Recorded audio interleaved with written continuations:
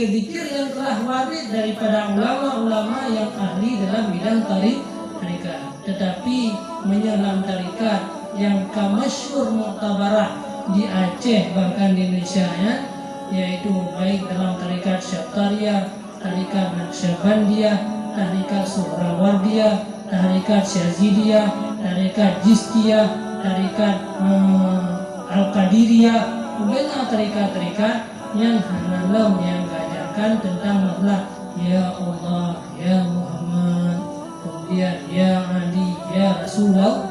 Jadi menyenang atas hal-hal yang baru, komcehnya atas hal-hal yang baru. Apabila orang yang hal-hal yang baru, cara-cara dia berzikir yang mana pernah dipernah oleh ulama sebelumnya, ni harap berhati-hati gitu ini. Yang lebih salah ini.